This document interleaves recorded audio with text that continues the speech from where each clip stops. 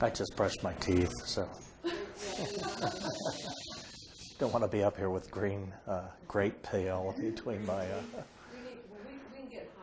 line. So I think we can start now. Welcome, everybody, those of you in class and those of you who are watching online.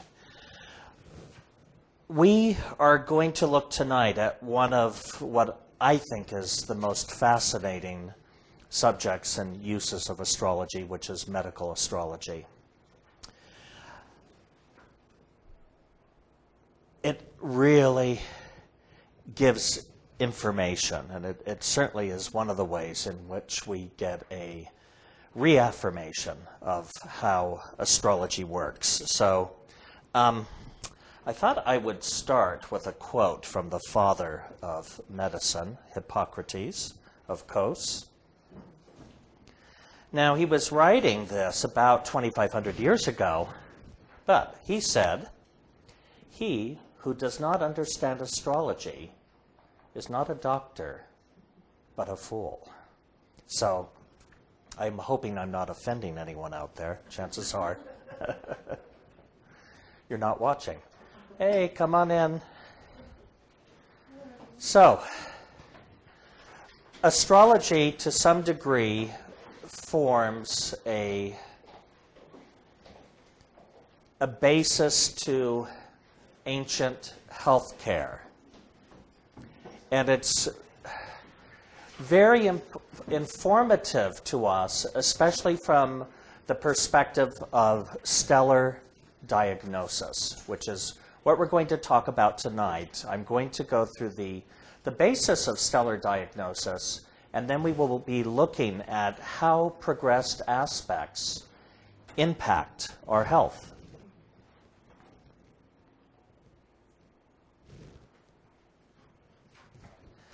Zane says, "The type and vigor of the physical cells with their astral counterparts, which are attracted to the individual, are determined by the thought-built stellar cells and the manner of their organization in his astral body.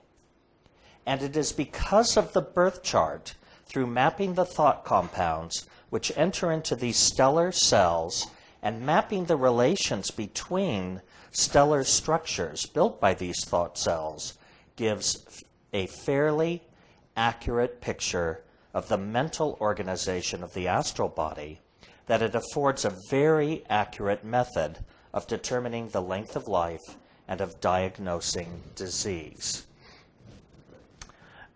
I'm not sure I'm convinced of it as the accurate record of determining the length of life, but there are things we can look at regarding that. But I do think it is a very accurate map of mapping out zones for physical illness. So let's get some vocabulary in common. This class is on health, and so health is ease, or the physical expression of stellar structures in the astral body which are vigorous and in harmony with one another. Now, you don't have to understand what this means completely now, because this class is going to be about breaking this sentence down. But the key words here are vigor and harmony. On the other hand, disease is the expression of either weak stellar cells or stellar structures which are discordant with one another. There's a chair for you here, Laura, if you care to take it.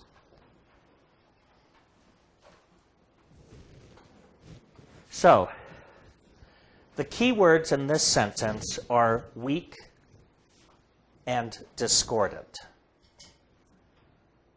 As we look at charts tonight, this will make more sense. Zane also tells us the chart is not the cause of a disease. Neither are the planets in the sky its cause. They merely show its presence and nature. The disease, or whatever the condition in life is under consideration, is attracted through the thought organization of the finer form. And this finer form is being modified by every thought and every experience of life. As it is thus modified, the fortune changes accordingly. It can change. This is the good news, is that our astral or stellar structures are thought-built. We can either move habitually based on the habits formed in the natal chart, the chart of birth, or we can set about the process of altering or changing these thought cells, which we will be talking about in the very last class in another 2 weeks from tonight, which is on the alchemy of progressions, what we do under progressed aspects. So, this is what it looks like. And you have seen this before, but just to reinforce the information, our astrological chart functions from the inner plane, or the astral. Again, astral meaning of a star. We interpret this, the astrologers interpret this as a cross-section of the unconscious mind or as a blueprint of the soul.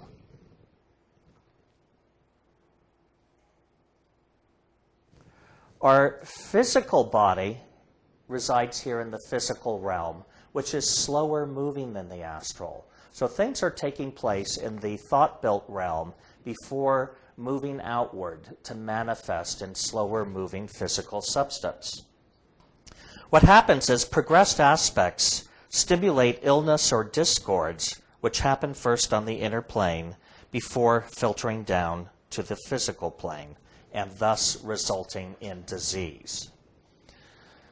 There is a challenge in this. I am a big believer in using mental and spiritual practices to heal disease. But quite often, by the time it has filtered down to the physical form, we have to use drastic methods in order to remedy this. So there are certain times where one has to look at medicine, surgery, and other conveniences of the modern world to process this. However, if we can see things ahead of time before they manifest as illness, those are the periods in which we set about in terms of mental healing or spiritual healing to change these discords or strengthen the weaknesses prior to their becoming manifest as illness. Once you have something really serious, it is very hard to just purely use mental techniques to change it. But one should still use them, along with the other, methodologies of choice. So, our soul is built of thought cells. And you will remember from your earliest astrological classes, we have power thought cells, we have domestic thought cells, we have intellectual thought cells, we have social thought cells, we have aggressive thought cells, we have utopian, we have individualistic, safety, religious, and universal welfare thought cells. These are all functioning in different hierarchies for each of us. They are arranged differently in each of our charts. And so, therefore, each of us has a different hierarchy of needs, which is outlined by our astrodynes. And we have different conditioning with each of these thought cells, which borders from the mildly discordant to the greatly discordant, from the mildly harmonious to the greatly harmonious, and in the rarest of cases, what is close to neutral in some charts. What about newborn babies? If they're born with diseases?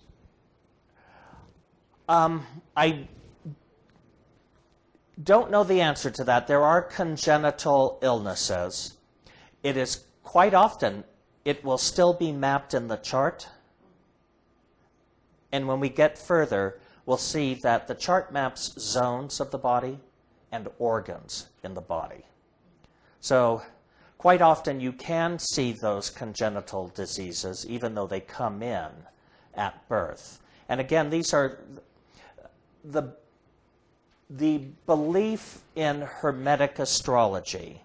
Although we do not teach repeated human rebirth, the thought is that there is a transmigration of the soul that evolves from its birth in the mineral realm up through various vegetable forms, through different animal forms, onto human forms. And the soul is continuing to gain experiences in each of those forms. Some are pleasant and some are unpleasant. And that the chart of birth is the map of the sum total of the equation up to that point. So, where am I on my notes here? So just as the body is comprised of physical cells and organs, the soul or unconscious mind, as represented by the astrological chart, is comprised of thought cells and thought cell compounds. Now tonight we've already looked at the thought cells. Power, domestic, intellectual, social, aggressive, so on and so forth. The compounds are the way in which these urges combine with one another, and the way in which they combine in relationships that can be constructive or destructive. Operating in a four-dimensional realm, our thought cells are stimulated by progressed aspects to express with vigor and harmony. These are our periods of health. Or with weakness and discord. These are our periods of disease. Stimulating birth chart constants into expression, progressions create temporary windows of opportunity where illness can manifest. So birth chart constants. What these are is basically in our natal chart, which is the sum of that equation of all of our previous experiences up to this moment when we take an independent breath from our mother outside the womb. There are mapped harmonies and discords, and these are the constants. The areas of greatest discord are quite often the zones where illness manifests in our body, or, as we studied before, areas that are extremely weak become lines of least resistance. What does that word mean, stimulating birth chart? Stimulating birth chart. Yeah, this actually should not have been a separate sentence. It should be lowercase s. But basically, progressed aspects stimulate the birth chart constants. So if you remember, I think were just here for the last class and not the first one, Mercury. But what we talk about is the fact that when we look at progressed aspects, we are also looking at how are those planets conditioned in the birth chart. Because there are habit systems in place of thinking, feeling, action, which the progressions just come along to stimulate. So the stimulation is any type of movement that is bringing into expression one of these natal habit systems. Unless, of course, you've done the work we're going to learn in 2 weeks and have just completely, transmuted your chart into something that, rarely expresses discordantly. Transits stimulate too, right? They do, but at a very small, we consider transits progressions, but the the power of transits compared to the power of progressed aspects is very minute. So we're always watching the major progressions, which take place over certain periods of time. Now, of course, sometimes we have illnesses that last a day, which is a transit. But quite often with chronic and or acute illnesses, the period of time which leads up to their forming and being expressed and the recuperation period are much longer. And you'll see those not under transits, but under the major progressed aspects. But if it's been a long time forming under a progression, when the transit comes along, it might be when it starts expressing. Or when you get the diagnosis. Well, Zane calls them triggers. Triggers, yeah. All right, here's a long quote from Zane. Even as the physical cells and organs of the material body have intelligence and know how to perform definite functions, so also the stellar cells and stellar structures within the soul are intelligent, perform functions, and have desires which are not under the direct supervision of objective consciousness. Their intelligence is limited, but they know how to perform certain types of work and how to exercise extra physical power to bring about the physical events they desire. This extra physical power by which the stellar cells attract not only health or disease, but influence also all other events that enter the life, is the same as that now recognized, that should be it, that is now recognized in our universities as the psychokinetic effect. There are two words in psychokinetic.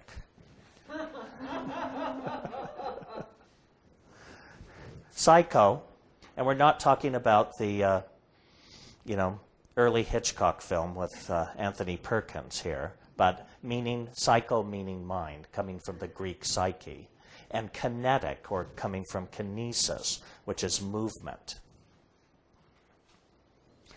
So the psychokinetic effect is the fact that mind moves matter. States of mind attract like events. This comes from the book Stellar Healing by C.C. Sane.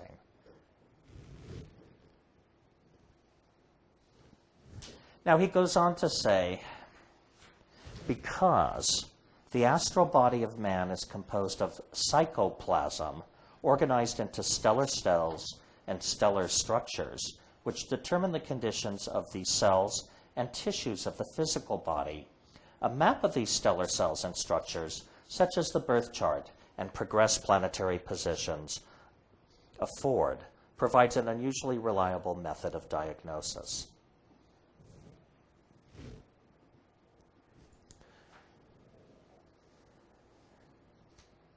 Psychoplasm is his word. It is. I could not find that in the dictionary. It's in your notes. He uses that as a correspondence to the Hermetic correspondence. Well, I learned that when butterflies metamorphose, the grub or the caterpillar completely falls apart in the chrysalis into what would be called a psychoplasm, or just a goo. Right, a gel. No cellular structure at all, and only then can the enzyme that informs it to become a butterfly kick in. Isn't that awesome? Yeah. That's such a great illustration of this kind of Yeah, thing. that's great. Thank you, Laura. All right. For the past few weeks, I have asked you, what is this? Looks like an oil rig, but it is an aerial. Okay. Another quote from Zane. Temporary stellar aerials, he's talking about. These lines through the astral body, which are mapped by aspects in the birth chart, are called permanent aerials. But there are others which form when a planet by progression gets within 1 degree of perfect aspect to another birth chart or progressed planet. These which pick up the energy of the two planets only during the time the planets are within 1 degree or less of their perfect aspect are called temporary aerials. So this is what we're looking for in the chart. We look at the natal constants, which are the permanent aerials, and then we look at the temporary aerials.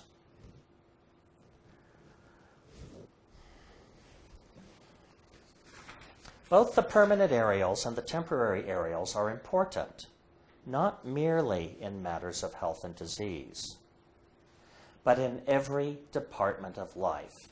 The amount of activity of any group of thought cells within the astral body at a particular time is determined by the amount of planetary energy which at that time it receives. This in turn depends upon the aerials mapped by aspects, which at that time are picking and transmitting planetary energy to this group of cells.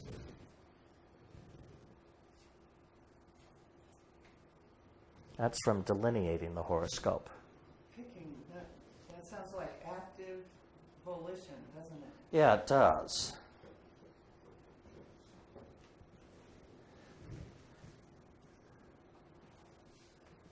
So, you'll remember from the first class that the natal chart is the most powerful influences. This is our spiritual DNA. It's the map. Character, consciousness, life experiences are all mapped out there. From the time of birth forward, the planets continue to move and they form relationships between one another by progressed motion. They form relationships also to the planets in the chart of birth. These are the temporary weather conditions that we experience. Basically, these energies are impinging on our soul or unconscious mind, and that stimulates certain activities or events. Basically, we start thinking, feeling, and behaving differently, and that draws to us events of a particular nature.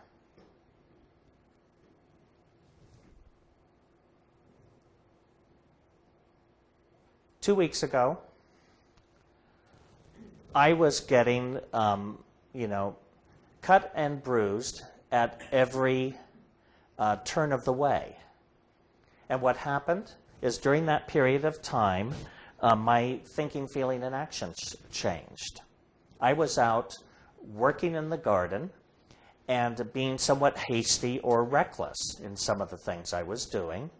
And with that came, and who knows, I may have been huffing around as I was doing it, but, with it came the injuries and bleeding and cuts and everything that would accompany that thinking and feeling.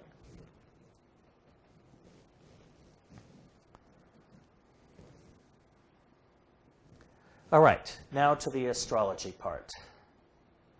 This is actually from a very old book, the Book of Hours by Jean-Duc de Berry.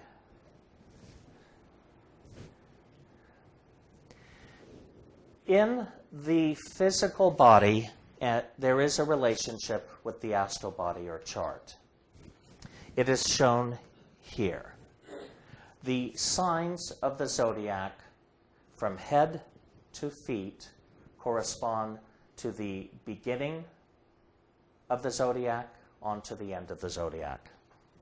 So, in stellar diagnosis, we look to Aries as governing the face, the jaw, the cerebrum. Taurus, the neck, ears, palate, tonsils, cerebellum, larynx, pharynx, and vocal cords. So Aries is here, Taurus is here. Gemini, shoulders, arms, hands, and bronchi. Cancer is the stomach, the lower portion of the lungs near the diaphragm. Leo is the back and spine. Virgo, the abdominal region, and intestinal system, large and small intestines. Libra has influence over the area of the kidneys, in women, the ovaries, and just the lumbar section of the back in general. Scorpio is both rectal and reproductive organs. Sagittarius comes next, which is our tailbone, hips, thighs, and the sciatic nerve. Capricorn, the region of the knees. Aquarius is the lower legs and calves, ankles. And lastly, Pisces, feet and toes. It's interesting because the only one that's out of order in our modern description is Cancer, which he puts above Leo in the lung area rather than in the stomach. Because everything else went in order all the way down the body. And it is stomach and the upper lungs. Oh, okay. I mean, stomach and lower lungs.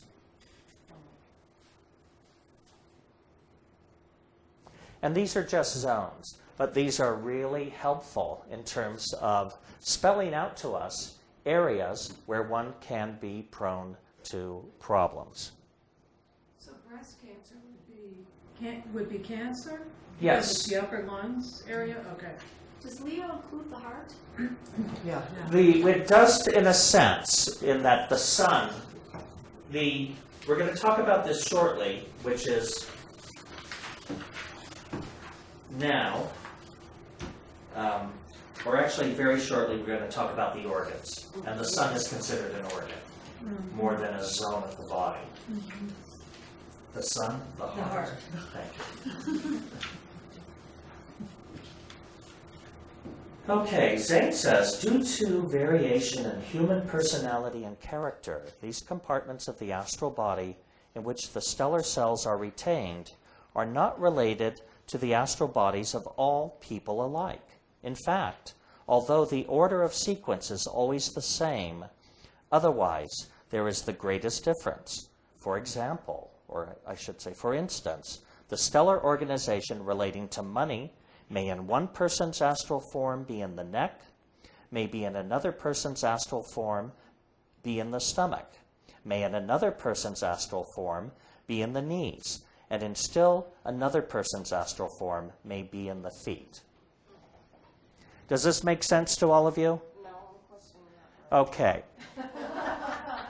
We have two circles that we work with, which are the houses and the signs. So the portion of the astral body that he speaks of relating to money is the second house. Depending at the time of day you were born, the house cusps change signs every 2 hours. So there are 12 different correspondences. And this brings us to a whole other understanding of what contributes to disease. Is we can look and see exactly where the trends of thinking are that are stimulating illness. Yes, Vicki? Does that mean that if a person is born with Pisces ruling the second house cusp, that their money would be in their feet? Correct, so to speak. Or their thoughts that are manifest around finances will express physically through their feet. So let's say perhaps you had Saturn there, and you utilized that Saturn in the second house to worry and be anxious about money. You might tend to develop anything from corns to ingrown nails, or perhaps fallen arches, you know. You know, when suddenly the bottom goes out of the market, you might also find your arches falling. There are, because of the correspondence to the discordant thoughts around this particular area of your life manifest in the feet. If you have Scorpio on your 7th house, And you are constantly in rage around your spouse or partner. This might actually manifest in terms of illness in and around the reproductive areas. So we look to see what zone of the body is afflicted, where that is in the chart, and what the thought cells are that might be contributing to that affliction, and then we work to alter them. Do you associate understanding with the connection with Pisces and feet? Mm-hmm. So it could be like an emotional understanding or a compassion or something that we need to learn, a greater understanding Quite in often. our Piscean lessons. Okay. Yeah. All right, on to the organs. Now, as the physical body is a replica of the astral body, insofar as physical materials are at hand for that purpose, it follows that every group of thought cells within the astral body has some influence over the health. Each represents the inner condition of which the corresponding physical tissues and functions are the more external manifestation. Therefore, in considering the health and the type of disease towards which an individual is predisposed, no planet in the chart should be neglected. So, again, planets are specific trends of thinking. We are thinking about our self-esteem and power, or we're thinking about our domesticity and family, our nurturing and caretaking. We're thinking about our intellectual prowess or our communication abilities, or whether or not we're receiving or giving affection, so on and so forth. The sun governs the heart, spleen, front pituitary, and thyroid. So, power thought cells will either contribute to the health of those zones in the body, or those organs in the body, or to the disease related to those organs in the body. The moon, stomach, fluidic and lymphatic system, back pituitary, and thymus. Mercury is the nervous system, tum, parathyroid, and front pituitary, also the brain, which is, of course, part of the nervous system. Venus has a whole system named after her, the Venus system, which returns the blood to the heart. Hair, skin, thyroid, and gonads are also governed by Venus. Estrogen production in the body is Venus ruled. Mars? Include the arteries? It wouldn't include No, the whole- arterial system is Jupiter. Okay. Keep in mind, the arterial system is active. The heart pumps the arterial system. The venous system is passive. The only way blood gets back to our heart is due to the movement, we call it circulation, but the movement of your muscles puts pressures on the chamber of the veins, which pushes the blood back to the heart. So the venous system is a passive system and is thus ruled by Venus. And it's muscularly dependent rather than being dependent on the arterial activity. Exactly. Huh. But even when we're inert, it's still returning blood. It's still, it may be responsive, but it's still active when the muscles aren't, right? There's smooth muscles in the veins. Yeah. That are still, Yeah, and if they aren't, then you end up with You're problems. not doing your joining at valves. We're gonna back. Yeah, it's a valve system which doesn't allow it to go backwards. You know, much like we install on our sprinkler systems. There are these. Mars is the muscles and sinews, the adrenals, gonads, and the hemoglobin of the blood. Mars, of course, governs the production of testosterone. That's the hormone of the gonads that Mars influences. Jupiter is the arterial system that generously distributes blood to the body. the liver, pancreas, and the fat cells. Saturn, teeth, bones, spleen, and adrenals. Uranus, nervous system, parathyroid, front pituitary. Neptune, pineal gland, and the parathyroid. And Pluto, pineal gland, front pituitary, and adrenals.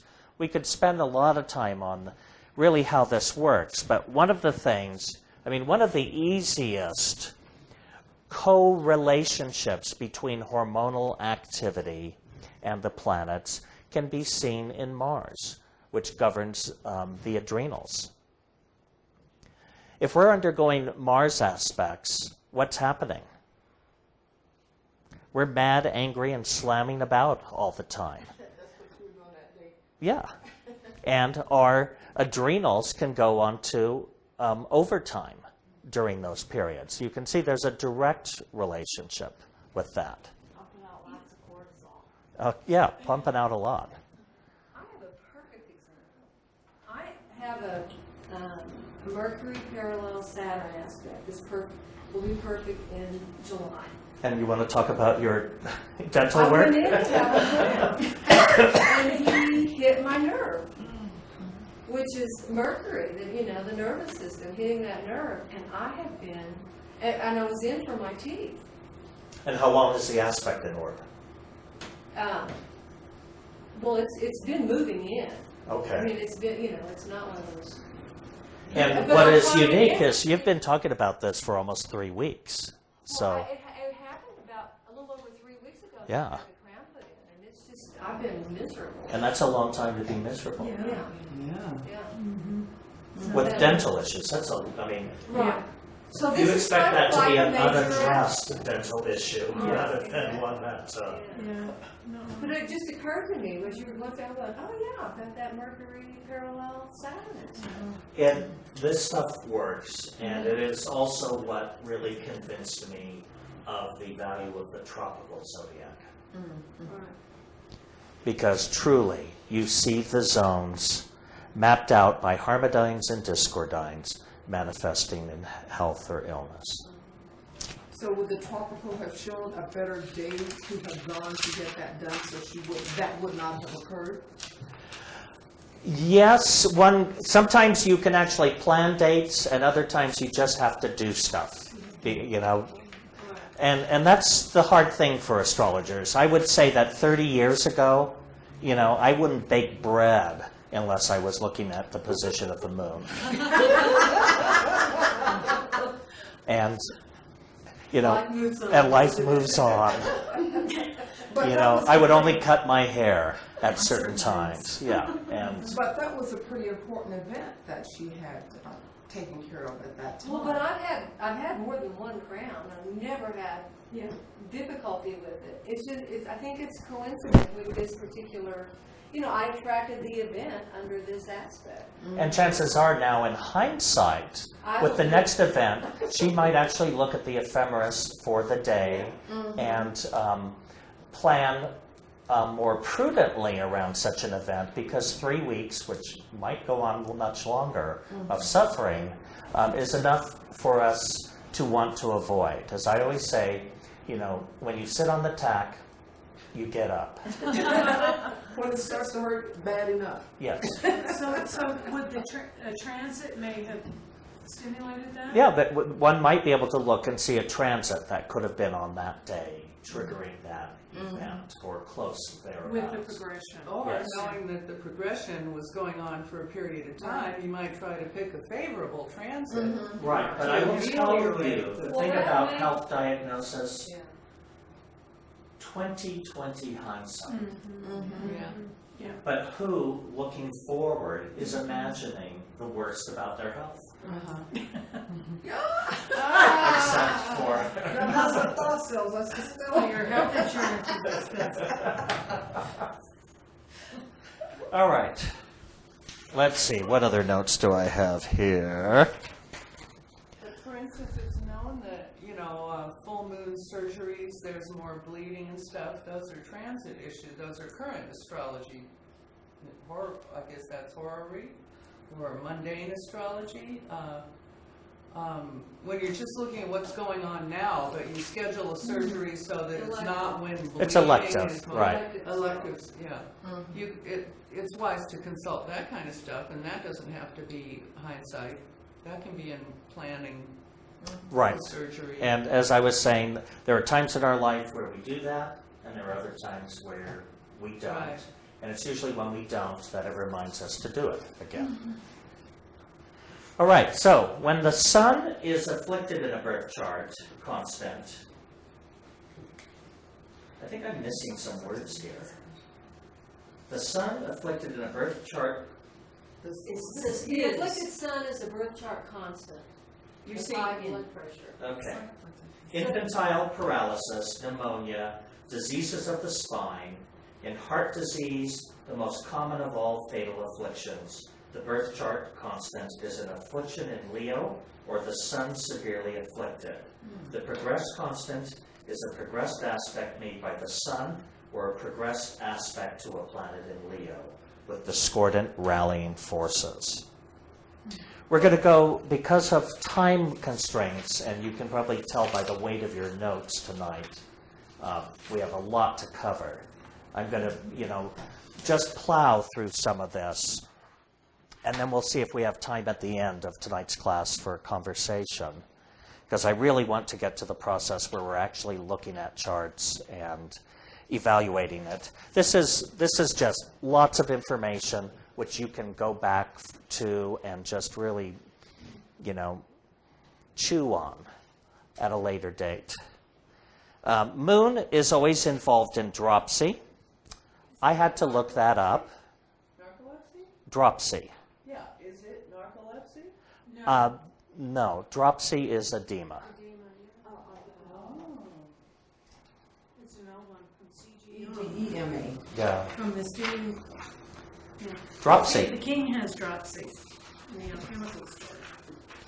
is often a factor in mental complaints, is involved with Mars in the various types of eye trouble, and with Saturn in affliction to the ears. It may also affect the stomach. Mercury is involved in nervousness, certain mental troubles, neuralgia, neuritis, sciatica, hay fever, asthma, and some bowel complaints. IBS, Mercury issue. Venus, come back, tends to affect the kidneys, the venous bloodstream, the thyroids, and the internal sex organs.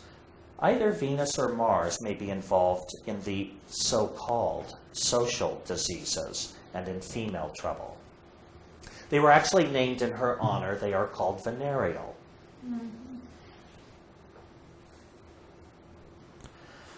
All right, Mars, when prominent and afflicted, invites infection, inflammation, and the contagious diseases such as smallpox, measles, scarlet fever, and chickenpox. It is a factor in burns, typhoid, malaria, blood poison, and rheumatism, as well as in some kidney troubles and in urinary complaints. Jupiter afflicts through overabundance of something.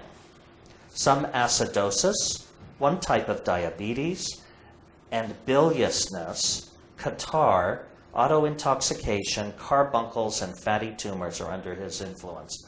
You'll have to look up in your spare time some of these things because they are... Type 2 diabetes, right? I would imagine. Saturn always afflicts through a deficiency. His typical diseases are cancer, fibrous tumor, tuberculosis, pellagra, atrophy, and constipation. Uranus has for typical diseases appendicitis and paralysis, but is also a factor in arthritis, infantile paralysis, and nervous complaints. Neptune tends to a negativeness which permits invasion by bacteria and to the formation of moist pockets of infection, which may be quite hidden or develop into ulcers. And lastly, Pluto. also tends to negativeness and a high degree of sensitiveness, which encourages invasion by other organisms and invites hives, hay fever, and asthma when Mercury also is involved.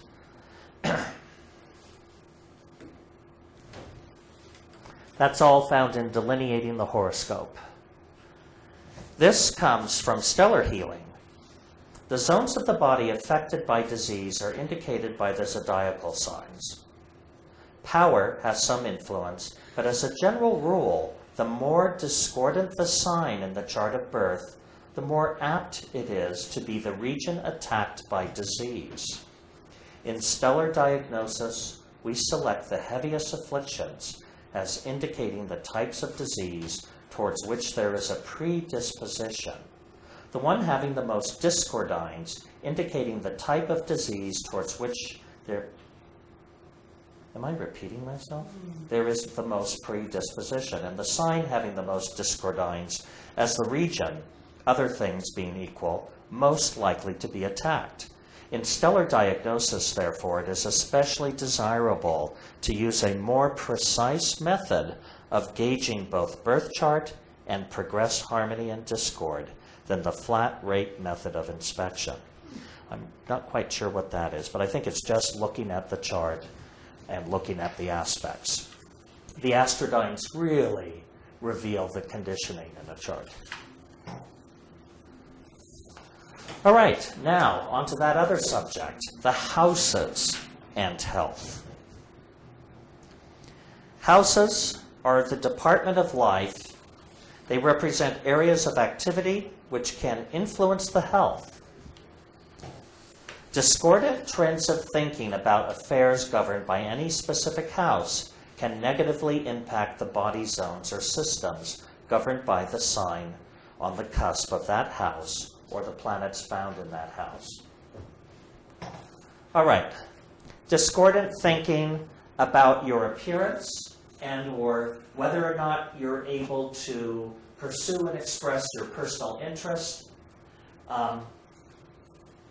will impact the planets or signs governing the first house. Discordant thoughts about your values, your money, or your possessions will impact the planets and signs found in the second house.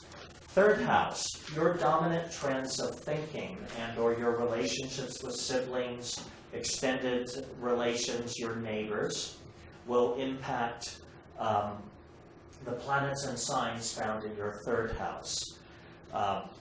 Issues related to land, property, real estate, parents will manifest in the signs or planets found in your fourth house. Your relationships around love affairs and or your children, or whether or not you are expressing your creativity, will manifest in the sign or planets found in the fifth house. If you all know the houses, you can imagine how this pattern prevails. But these are the things we look at, because when we're looking for the thought cause of any illness, it is oftentimes protracted, discordant thinking about a particular department of life.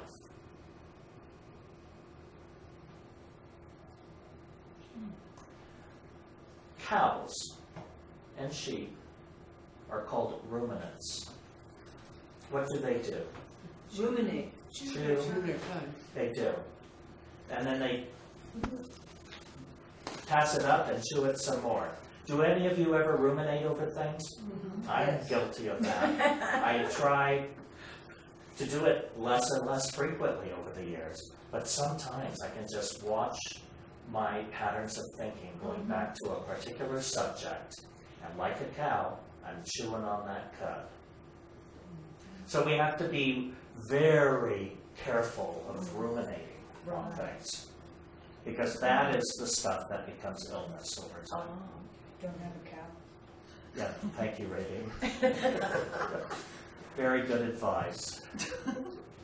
We'll let the cow do it for you.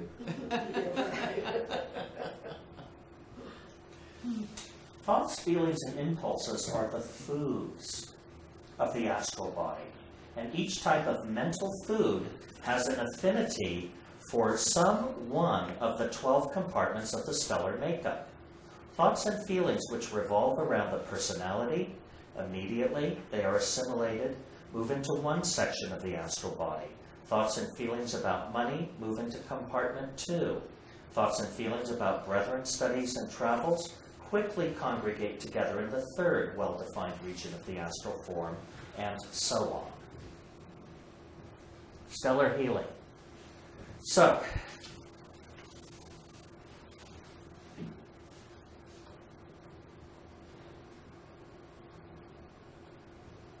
that is in your notes.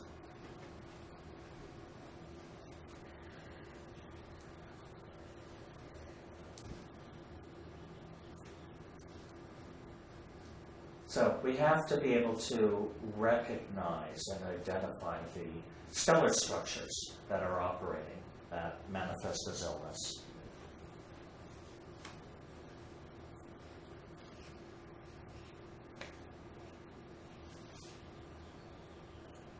The law of affinity allows the structures and activities of the finer form or soul to attract corresponding structures into the external life. I always like to say you are what you think.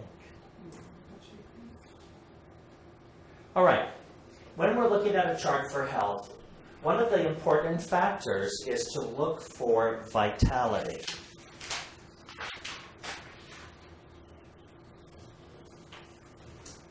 The positive electric energy is that which gives vitality and recuperative power, and its abundance, vigor, and persistence is indicated by the sun in a birth chart.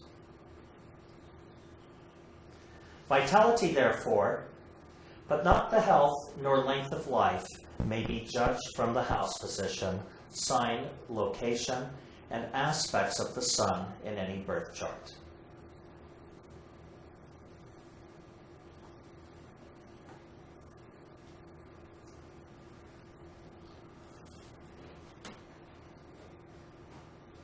Would the negative, quote, or more passive signs of the zodiac diminish the sun's power? No. It's the house position, angular house, succedent, cadent, number of aspects, the power of aspects received by it. The sign itself, unless it is in its, fall opposite Leo, in its detriment, things like that can impact it, being in Libra, but very, very slightly. That only adds mild conditioning to the sun.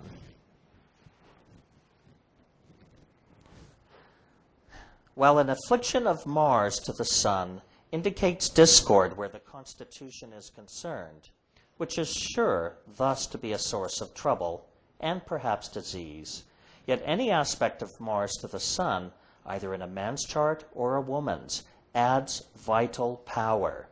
Mars is the planet of energy, and this energy added to the solar vitality tends to prolong the life. Of women beyond 70 years, 77% have some aspect of Mars to the sun in their birth chart. Of men beyond 70, 74% have some aspect of Mars to the sun in their birth chart. This was written over 50 years ago, 70 years ago, when 70 was actually considered to be grand old age. And it doesn't matter if it's a discordant aspect. It Does not. It adds energy. Yeah. It gives you the fight. Yep. You may not be that pleasant to be around, but you'll live a long time and make others suffer. Reminds me of that movie, Grumpy Old Man and Grumpier Old Man. Right. I guess only the good do die young. The power and harmony of the sun and moon are essential in determining good health. So, sun, think of it as being positive polarity, electric, vital. It's the ego, self-esteem. The sun represents abundant vigor and persistence. And as we just discussed, any aspect between the sun and Mars adds power to a chart. The moon is of negative polarity. It is magnetic, feminine, soothing. It governs the constitutional magnetism, open, receptive, the unconscious mind or soul, subliminal thinking, mentality, tenacity, and recuperation. Think of the sun as your animating life force, but the moon as your ability to recuperate from things. If you don't have recuperative ability, then what happens? Yeah, or the first illness you get takes you down. You could go through your life being vital, energetic, and then boom, it's over.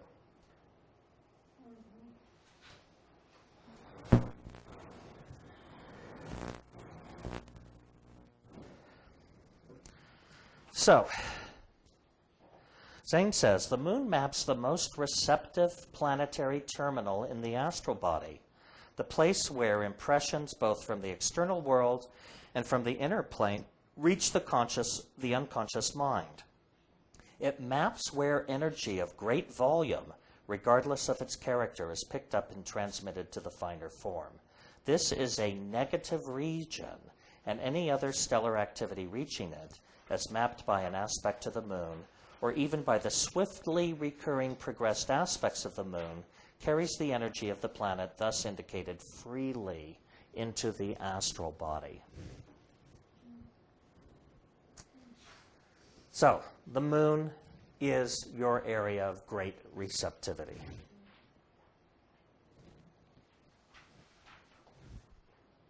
He goes on to say, in stellar healing, the life of the body is electromagnetic. The positive electrical energies are ruled by the sun. On their power and harmony depend the vitality and the recuperative ability. The negative magnetic energies, which nourish the constitution and are essential in maintaining health, are ruled by the moon. It is the interaction of the solar electrical energy with the lunar magnetic energy that provides the nerve currents and gives that which we call life to the physical body. So they are both equally important.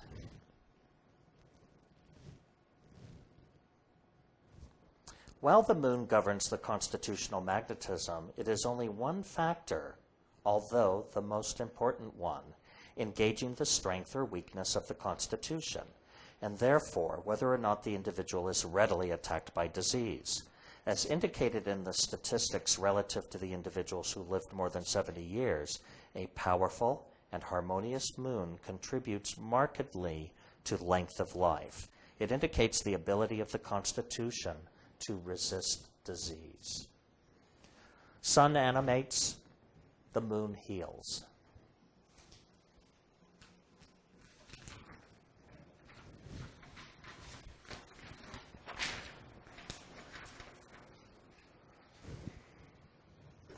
Ability to survive does not depend solely on the strength and harmony of the vitality, or solely on the strength and harmony of the constitution. However weak and discordant the constitution, the individual, in spite of recurrent and serious illness, will recover and live to a good age if the sun is powerful and harmonious enough. And however weak the vitality, the individual will have little illness while he does live if his constitution is powerful and harmonious, although he may not live to any great age. It'll be, yeah, quality, not quantity. Die in an accident or something. That has nothing to do with Illness, yeah. All right. Zane describes length of life as the balance between the weaknesses of the body and the strength of the vital electric energy which sustains it.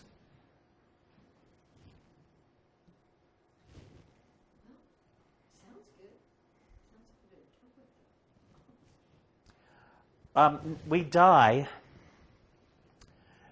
when the vital sustaining force is no longer strong enough to overcome the weaknesses of the body. That's basically what happens. That's the description. Well, let's see. What does he say here?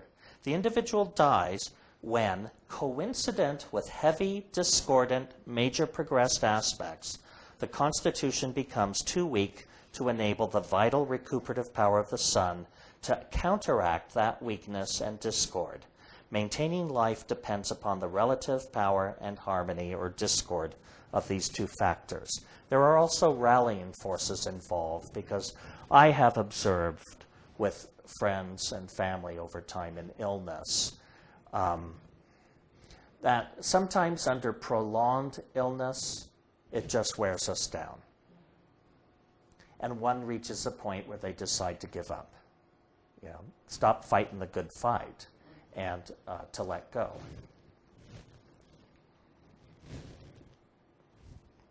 While the moon governs the constitutional magnetism, it is only one factor. Oh, we already did this one. Well, it must have been important. I wanted you to hear it twice. Wouldn't the progress chart be able to clue us into that period of time where somebody might be likely to give up their rallying forces and all that? Yeah. That emotional shift or tipping point or something like that? Yeah, it does. So But not always. We'd have Because we to have look free to will. extraneous things to clue into the rallying forces? Sometimes. Yeah, sometimes we do things independent of our charts. But I meant even in the chart, rallying forces might be indicated by other aspects besides the sun and moon and these major life force issues. They can also be present and in disease. Or that might be another transit trigger or something like that. When the fight goes out of us or something, we might be able to see that in examining the chart. Yeah, those are all possibilities. And I will also tell you, there are times where I have seen people die under highly favorable progressed aspects. And, you know, it all depends on your outlook on death. Sometimes we, you know, sometimes we die a happy death.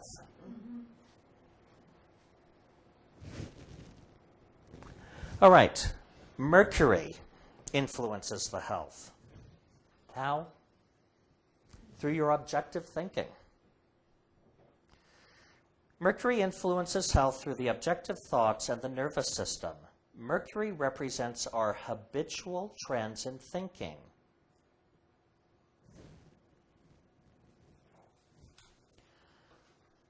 Furthermore, these thoughts, which come under Mercury's rule, are fed by the individual's mental activities into his astral body. They represent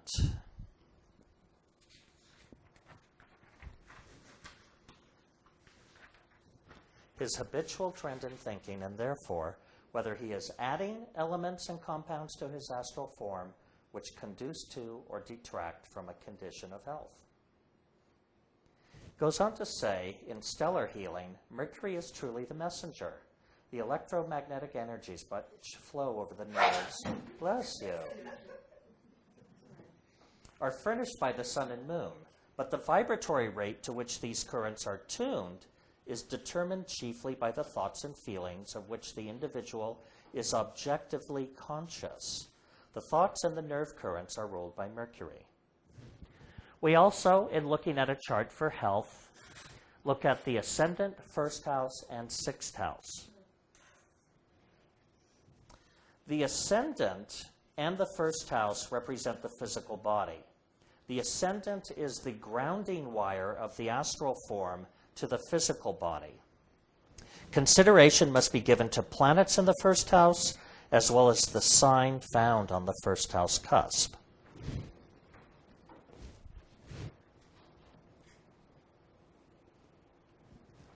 The sixth house represents the zone of least resistance. It is a weak zone within the chart which maps experiences with illness and labor. So, this is the ascendant, this is the first house. We look to the sign on the cusp, we look to any planets in the first house. The same with the sixth house. We look to the sign on the cusp and any planets in the sixth house to determine areas of weakness in the body.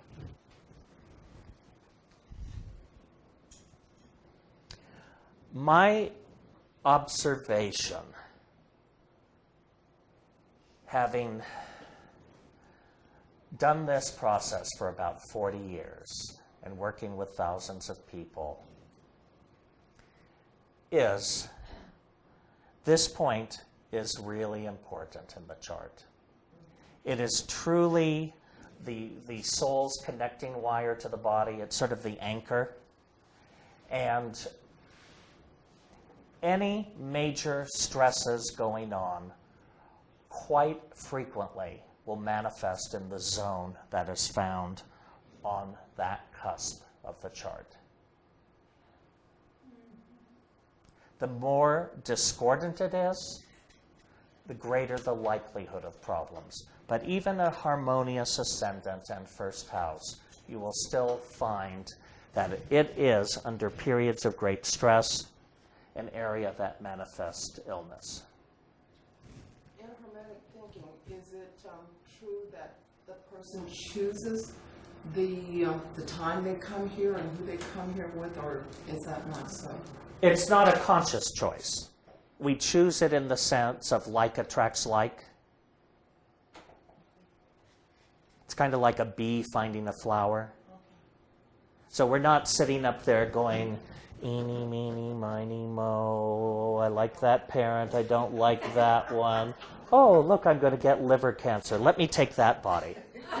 That's not the process. It's through the law of affinity. Like attracts like. So we choose it in that sense, that we have a character that operates at a particular vibratory rate, which is based on the sum total of experiences it has attracted through its various forms, from mineral up to man. And that's the choice. All right.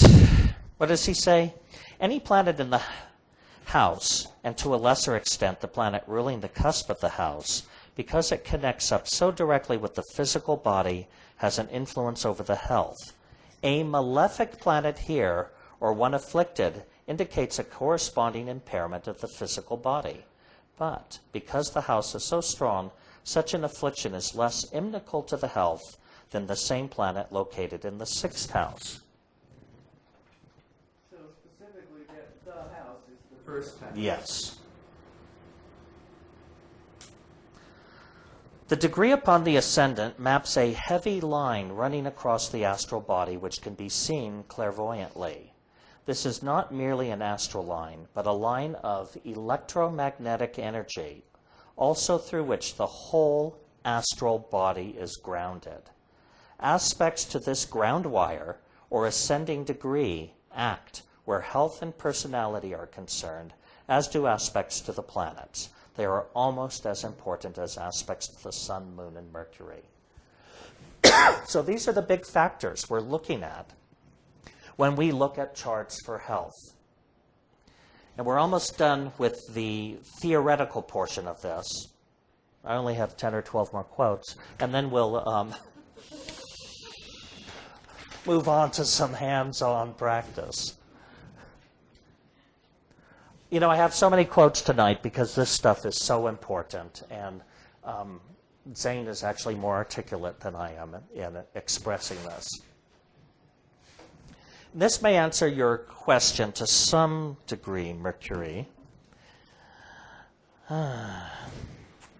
All those thoughts, feelings, and impulses of the past, which have been associated with illness and labor, have entered into the thought compounds and formed the stellar cells of that compartment of the stellar body mapped by the 6th house.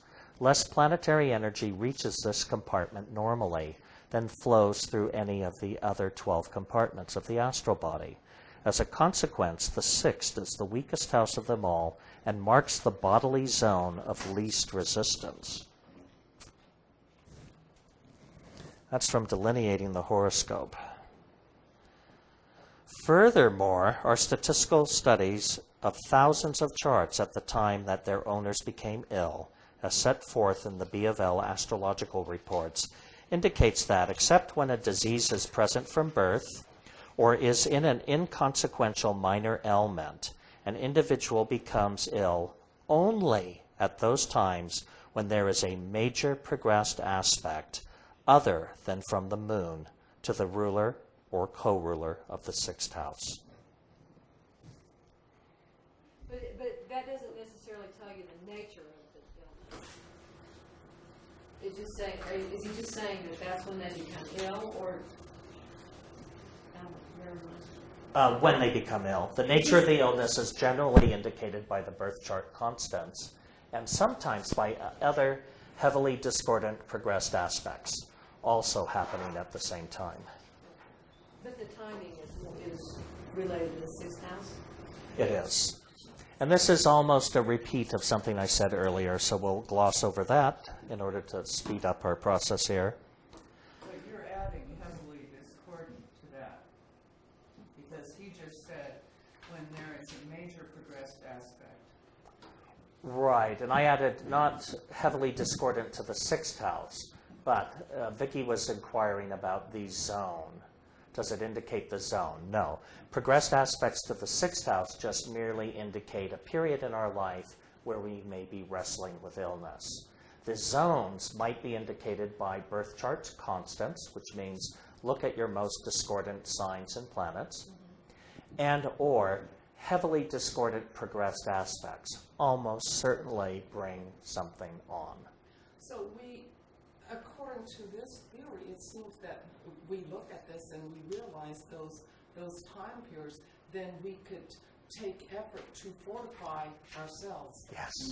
To guard That's the great stuff in all of this, is if you actually start plan. There's an old saying in time management, which is failing to plan is planning to fail. And so, if one actually bothers to look at their aspects in advance and sees periods of time where they are going to be under heavy astral weather, one can work to fortify themselves in advance or to be vigilant to certain areas of the body. Insist that one's healthcare professionals pay attention to them in order to avoid certain types of problems. But again, when it comes to health, this stuff is 20/20 in hindsight. We can always go back and pick out what was happening. Discerning from the plethora of possibilities in advance is sometimes more difficult to do. All right. Permanent aerials always have a pronounced influence upon the condition which develops. I'm going to let you know, permanent aerials are the birth chart constants. But a physical disease only develops except when present from birth. Oh, we already read that. Must be important. Yeah. This is slightly different and from stellar healing, but the other was from delineating the horoscope. I kept finding these gems. And Astrodynes are one of the best techniques for determining the relative power, harmony, and discord within a chart. It indicates the areas of strength and disease. In general, the heaviest afflictions in a chart indicate the diseases to which an individual is predisposed. That may be the most important sentence in tonight's class. Power, from very strong to weak. Harmony or discord, from very discordant to very harmonious. This is how we read the Astrodyne report. Now, Zane, if you can imagine, says something about Astrodynes. Astrodynes, I'm repeating myself. Every planet in the chart maps the state of activity of the most energetic thought cells in its particular region of the astral body.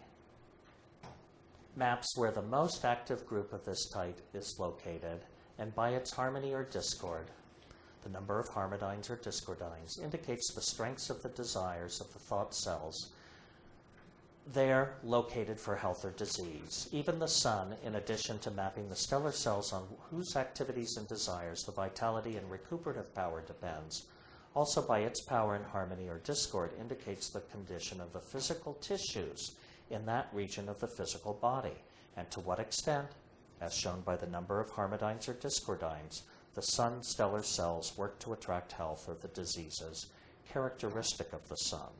In determining the ability of the constitution to resist disease, therefore, the power and harmony or discord of every planet and sign must be taken into consideration.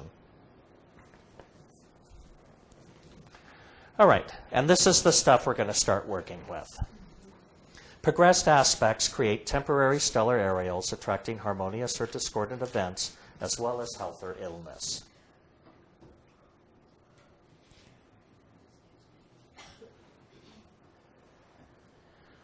You all know the 10 aspects. These are basically the way the planetary energies are combining as they move towards Earth. They add power and they add conditioning. This you can read in your notes. Let's move on. I'm going to just move through this because we've covered this material before. We've covered aspects, and it's all in your notes. All right, here's an important statement. Correcting disease is accomplished in one of three methods. The desires of the thought cells must be changed through mental alchemy, conversion, or rallying forces. I'm going to gloss over this, but basically, as I always say, interpreting progressions is an art. It's not a science. The astrologer has to synthesize a lot of information. This is something a computer cannot do. Computers are great for math. They give good math, but they cannot synthesize information. Yes, Vicki? Isn't it a science too? Because aren't there certain rules that you apply? There are rules. There are definitely rules. But it takes a really good artist to interpret and give language and form to what's going on. But we go by rules, and that's what either makes us a good artist or not. You either know the color wheel. Right. One of the things we have to do, and this is hard for some people who've learned astrology through different methodologies or just have a habit system of jumping around, but we try to focus only on the characteristics of the planets involved and the houses involved. And believe me, that's enough to focus on. We eliminate concepts that are improbable due to the birth chart predispositions. You must consider the age of the individual and what events may be likely or unlikely based on the natural chronology of life events. Unless you're living in India, in an 11-year-old's chart, progressed aspects to Venus do not necessarily mean marriage. There are certain cultural environments where that can be the norm, but there are other cultural environments that you have to take that into consideration. You look for what might correspond based on natural chronology. And then you also have to take into account the environment in which somebody lives. Will that allow the event into full expression? There are certain environments which can impede particular behaviors or enhance them. Or time frame as well, I would think. Yes, the progressions give us the time frame as well as the chronology of the person's life. You know, growing orchids above the Arctic Circle is not always a great environment in which to do that. Mm-hmm. So we have to keep those things in mind when we're giving advice to people. All right, whether or not a progressed aspect attracts fortunate or unfortunate events is determined less by the nature of the aspect by progression and more by the conditioning of the planet in the natal chart. The more powerful of the two planets in the natal chart tends to be the stellar areal that receives the greater stimulus. It dominates. One can have an aspect and not attract an event. Rarely will you attract an event and not have an aspect. Major progressions can attract an event with no other reinforcement. So without minor or transits, the major event can come. Major moon progressions, minors, and transits can help narrow the timing of events by adding thought cell activity. These are periods of peak power where there's a tendency for greater expression to happen. And here are some books. Stellar Healing, and currently out of print is Body Disease and its Stellar Treatment, but we may have that up and in a downloadable format this year. So when that's available, there's just really great stuff in that book. Although the language is different, because there are certain diseases now that weren't prevalent 40, 60 years ago. Nobody knew AIDS or Ebola or some of the other flesh-eating bacterias. And they would call things dropsy instead of edema, and consumption instead of tuberculosis. So you just have to, the theme and the planetary energetics do remain. All right, what I'd like to do is switch to bring up charts now. I'm going to put them up on here big, but you also have them in your notes.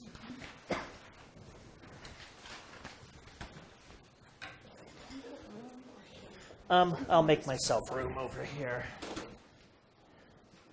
Let's close that out. And hopefully I have the charts where I want them.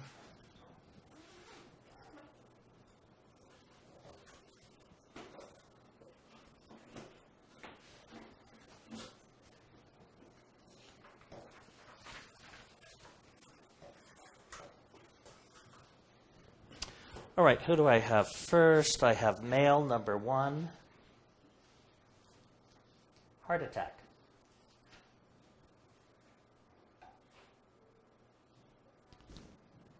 Come on. That brings up a question I had about Obama's chart. If his sun is his least powerful planet, would that make him prone to heart trouble, or just take it off the map?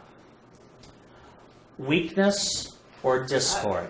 I don't think it was that discordant, but it was his weakest planet. Right, and the lesson tonight was that either weak stellar thought cells or discordant stellar thought cells both lead to illness.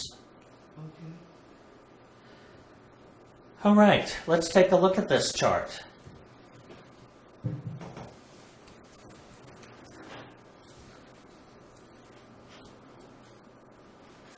This guy died from a heart attack. He did. Progressions in orbit, time of death. And the time of death was December 7th, 1995.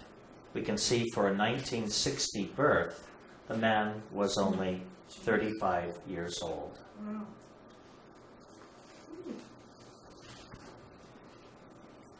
Okay, walk us through it, Christopher. All right.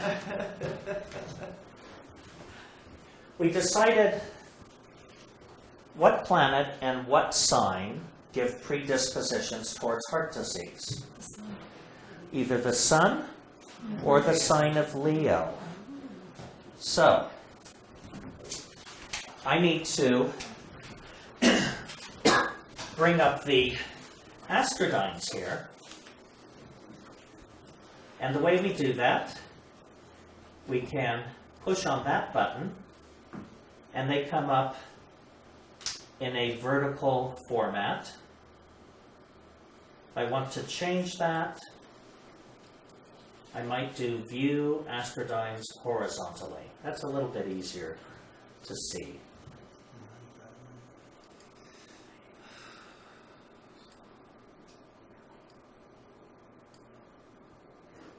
So if we're looking for the sun in this chart, it is actually the most powerful planet, but mildly Oh, no, I'm sorry. It's not.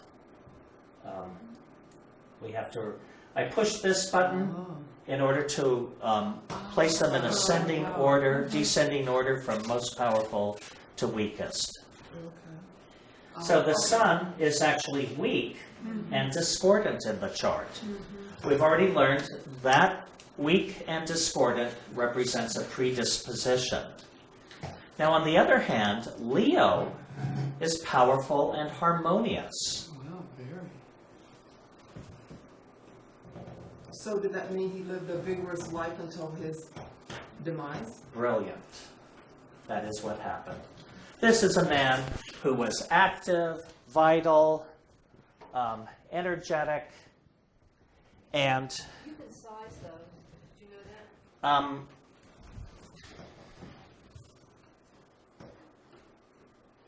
I tried sizing them. Take that one and look corner. Yeah, there you go. But it doesn't give me the whole picture. I see. Okay, right, yeah. But you have that in printed form. So I've given you each a copy of that. Now, what was going on by progression? We can't see a constant in the chart. Have I given you something different? Oh yeah, the progressions, I'm sorry, the progressions are in order, not of power, but Sun, Moon, Mercury, so on, down to ascendant and midheaven. But if you look percentage-wise, we can see Mercury is the dominant planet. In the first house, Christopher, is this progressed to the date of his... it is indeed, yeah. So, what's interesting is the ascendant was already 2 degrees past the sun. Yet Zane does say that aspects to the sun and Mars can sometimes be 1.5 degrees or 2 degrees in orb and still bring an event to pass. It's actually 2.5 degrees. I mean, I'm assuming the time is right. Do you know whether it's a AA chart or not? They had a birth certificate, and very few people would come up with 414 as a made-up time. You know, around 7 or around 6:30 is usually the norm, between 5 and 8. So, this was from a birth certificate. But the aspects that were in orb at this time is major progressed Saturn,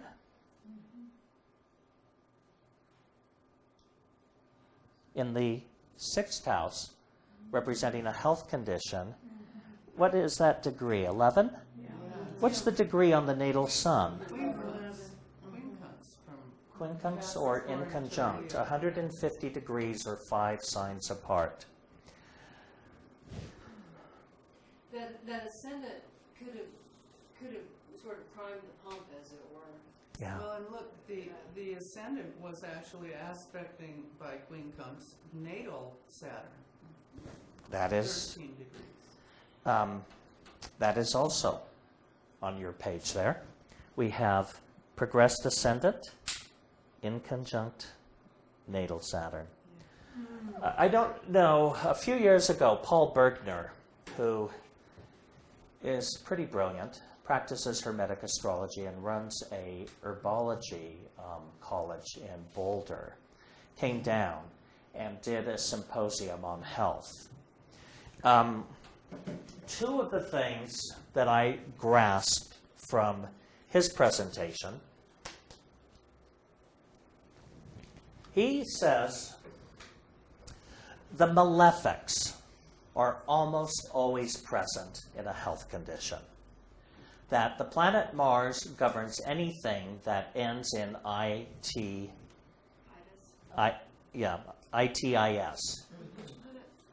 Mars. And itis represents a acute situation. And that Saturn governs any illness that ends with an OSIS or an osis, which represents a chronic condition. So we think of Saturn as being these chronic, long-lasting, permanent conditions, And Mars conditions as things that come up suddenly and are accompanied by inflammation, by heat of some kind.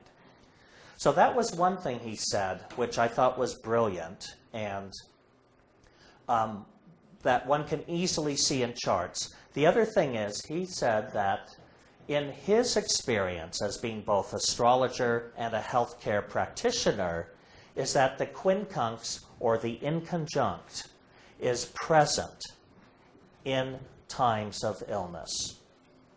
That it's oftentimes a type of aspect that stimulates a breakdown in the physical form. And we see that at the time of this man's illness, the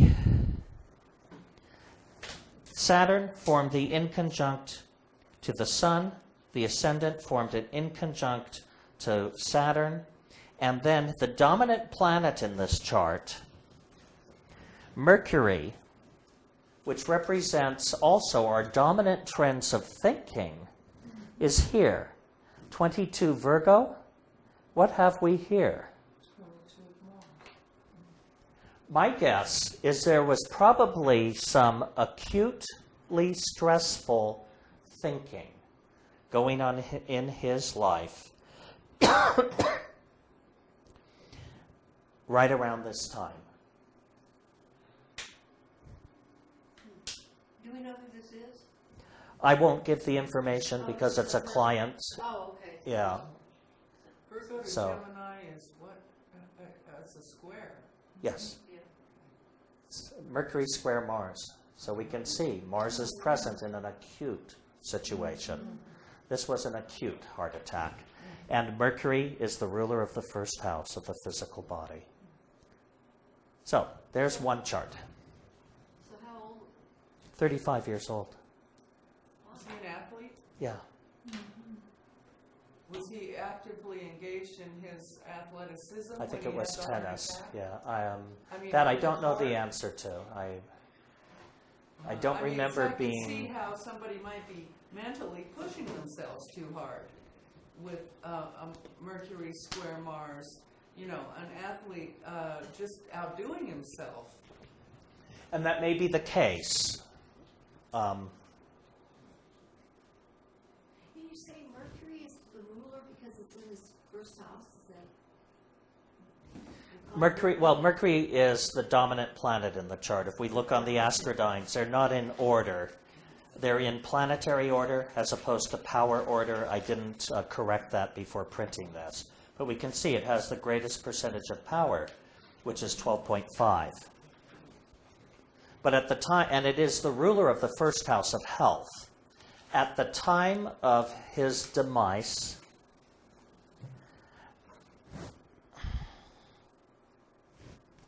the ruler of the first house was forming a square to Mars. You know, one of the reasons I never asked the cause of death is he could have been having sex.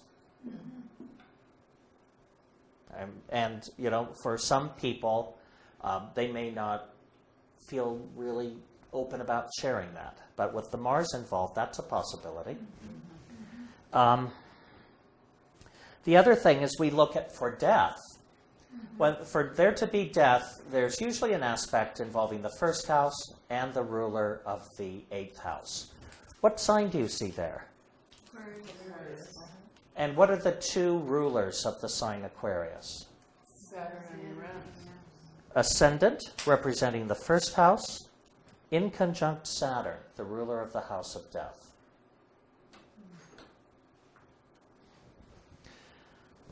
We got a stack of charts here, so I want to move on to the next chart. Are you seeing how this works, though? Both looking at natal constants and then the temporary periods that come along that trigger things.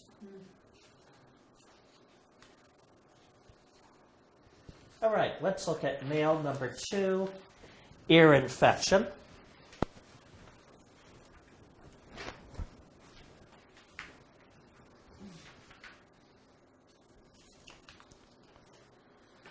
All right, this is somebody who was even younger, born 1969, and on October 10th, 1997, ended up in the emergency room.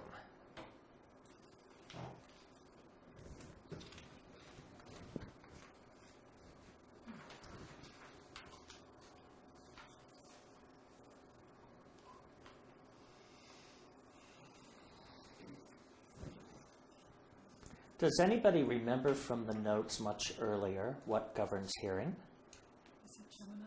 Saturn and Saturn. Mercury. So, I believe it was the moon in Saturn. But Saturn, in this chart, let me arrange the astrodynes here.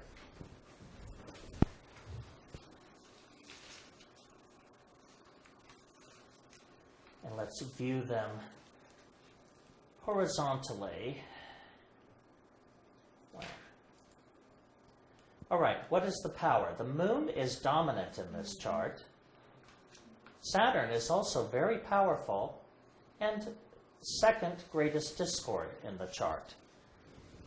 So we can see that there is a natal constant for ear-related problems. Here is what happened with this particular individual. Let's see, 69 to 97, he was 28 years old. Almost. Yeah. Just turned. Yes, Barbara. You have a comment, I guess. Doug said progressed Uranus conjunct natal Mercury in male number 1 at time of death. That's interesting to know.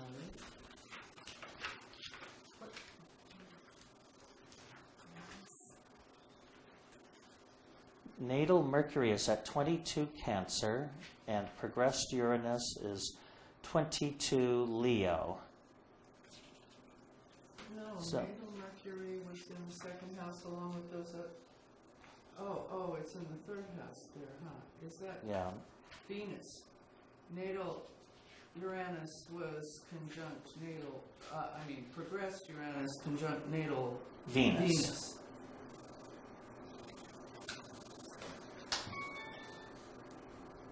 Yeah, progressed Uranus was conjunct natal Venus. But I didn't include that in my aspects since it is not either a ruler of the first house of health and the physical body, nor was it the ruler of the sixth house of timing of illness, nor the eighth house of death. So, Uranus, yes, it's true. It is the ruler of the eighth house. Thank you He for could have been picking having that out. sex. Because Venus was involved. Yeah, could have been. Thank you for pointing that out. Yes.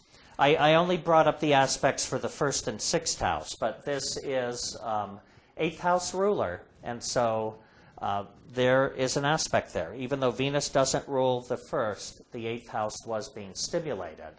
Interestingly enough, this man did have a $1 million insurance policy, which actually helped his family through his loss. And the eighth house also governs, that would be Uranus conjunct Venus, the gratuities or gifts. You know, he had the foresight to have that put into place because he was the major breadwinner for that family. She might have been a hot prostitute, too. Yeah. I don't want to go down that line. But, because it could also be wrong and really offensive to the family. But I was just remembering that Venus was a second house thing. yeah, for higher. Okay, so in this chart for male number 2, this is what happened. He started speaking gibberish and having seizures. And the family rushed him to the emergency room. What they discovered was an ear infection had gone undetected. and had passed through the bones of the ear, through the bones of the crania, and into the brain. So there was a abscess in the brain taking place, which was causing seizures. And it was in a speech center of the brain. There was considered to be about, they had to go in to aspirate the brain. And it is something for which there was about a 80% morbidity rate. And so,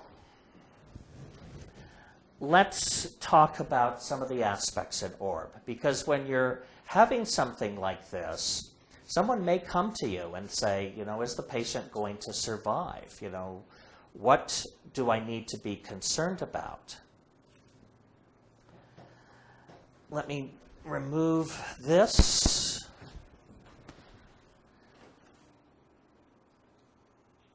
But we can see the constant here for both infection, which is a dominant discordant Mars, and for afflictions of the ears, which is a dominant discordant Saturn.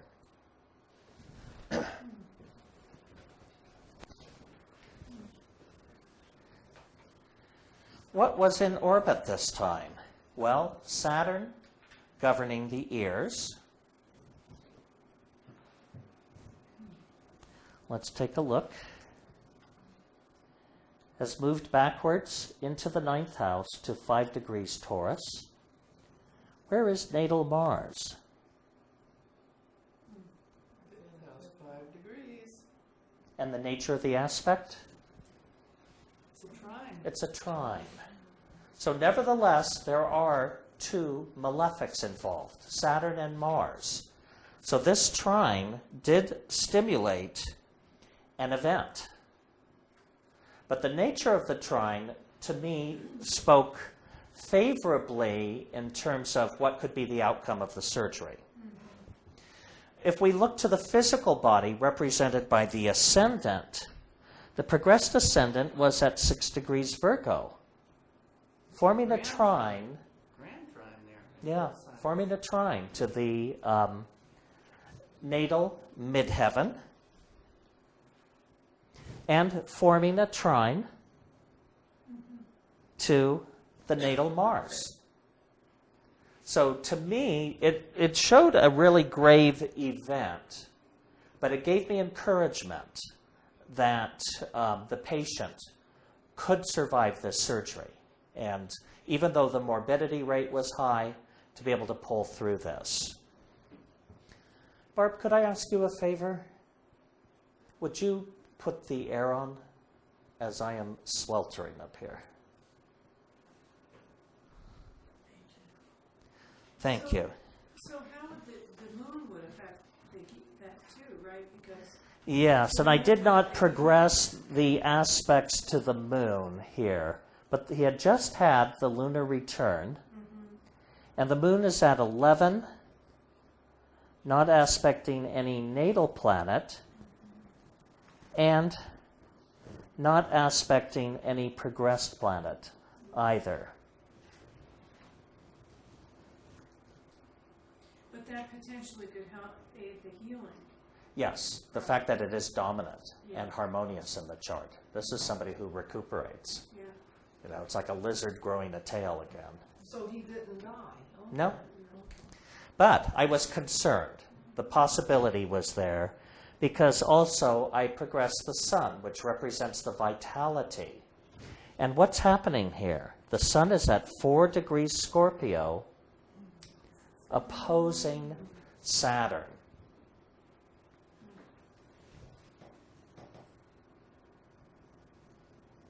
Saturn governs the 6th house, since there is no planet in there, and the sign on the cusp is Capricorn. And what was really unusual in this case is, the doctors informed me that in the past, this was something that most people would die of, prior to the age of antibiotics. You get an ear infection or a tooth infection, and eventually leads to your death for millennium. But this was something, most ear infections seep outward. So we have some external notion of what's going on, or you have this freaking pain in your ear, which gives you a clue. In this case, he said he wasn't experiencing much pain, and the ear was not seeping externally. So the infection went inwards. Quite the curiosity. Now also, Mars at this time progressed to 24. Capricorn was trining Pluto at 25. Virgo. So there was the aspect of greatest concern to me was the Sun-Saturn opposition.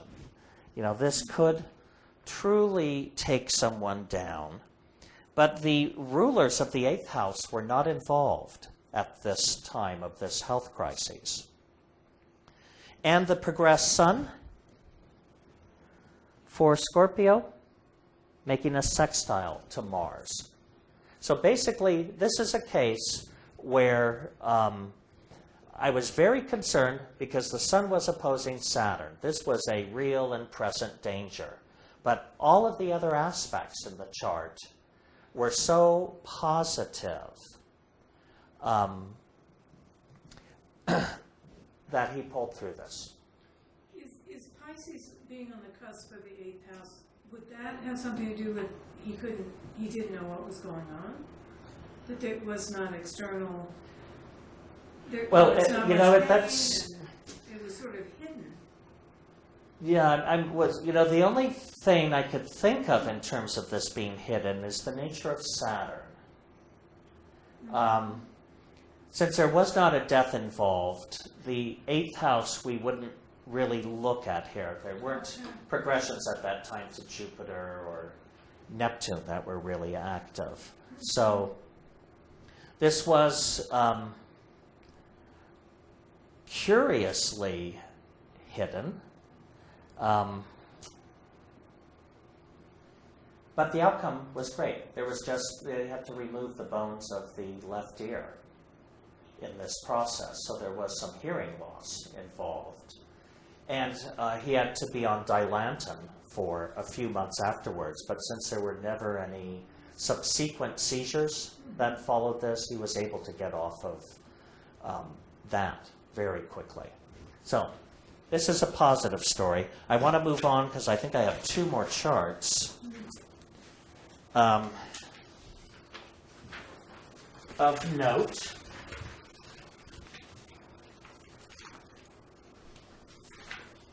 All right. Female 2. Come on. All right. And what did I progress this to? September 7th, 1942. September 22nd, 2011. September 27th. Thank you, Ricky. Okay. Tools. Progress chart to 9, 22, 2011.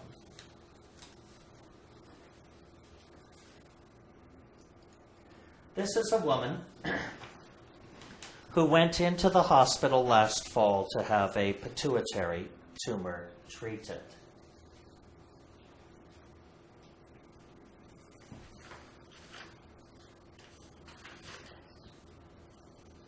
Knee? It says knee replacement. Oh, okay. Yeah, that too. Where did I place that? Well, Small print. All right. Pituitary tumor, knee replacement. at the same time? No. Since the time of going into the hospital, she started to have subsequent problems. She went back in for knee replacement, and what happened? She had a stroke? The knee replacement was before the surgery for the Pituitary. Okay, she went in for a knee replacement last fall. No, the pituitary tumor Okay. in September. There was a knee replacement before that, Correct. which of course is Saturn. What you can't see here is subsequent to the timing of this event. This is somebody who has had problems and ended up from the hospital going into assisted care, and in assisted care got a secondary infection. And has she been able to go home yet? Not yet. Okay, so this is somebody who's still been under care.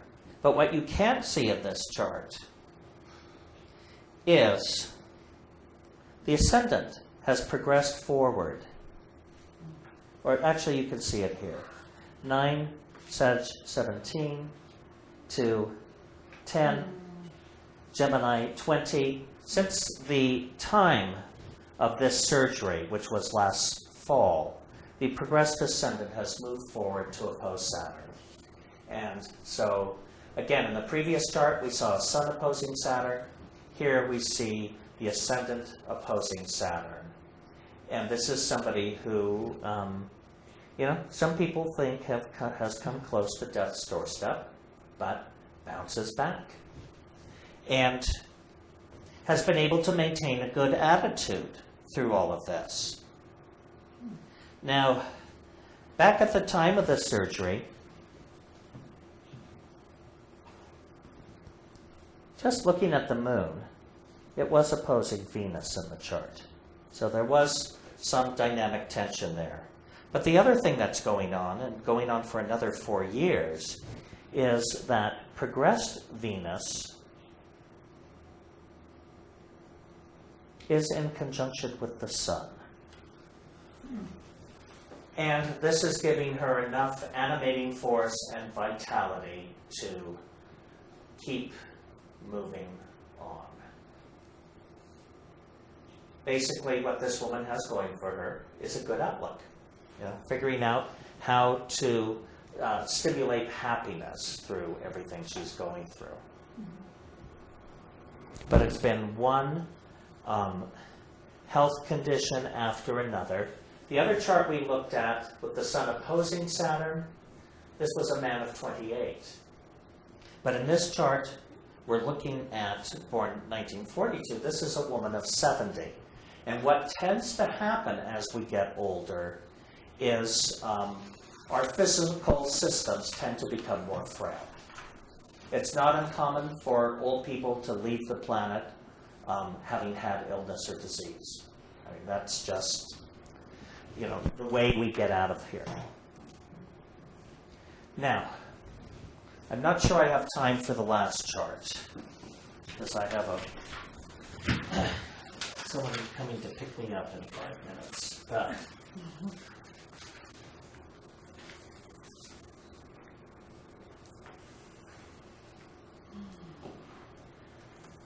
this chart has progressed to the time this man died of lung cancer. And I'll go ahead and tell you, since it is a dead celebrity, this is the chart of Vincent Price. The other charts I won't give because it's medical information involving somebody I know or is still living. But if we look at this chart, and just looking at your handouts,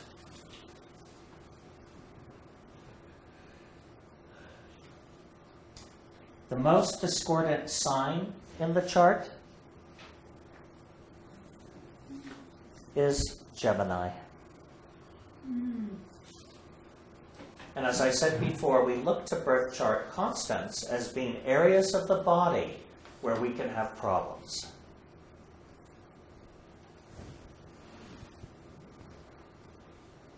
At the time this was progressed, Saturn was sitting right on top of the moon, in conjunction. So that is a suppressing influence on the body's ability to recuperate.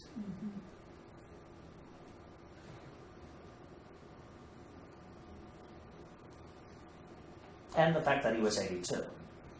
That is also a suppressing influence on the body's ability to recuperate. So we had both an environmental factor and a stellar structure in place impacting. Saturn, we saw earlier, tends to be present in cases of tumors or cancer.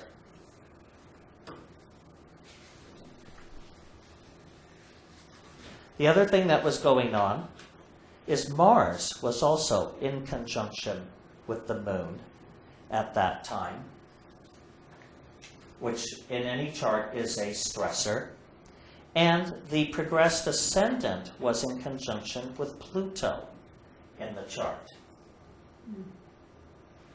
And the progressed ascendant was involved in a square with Mars in the first house.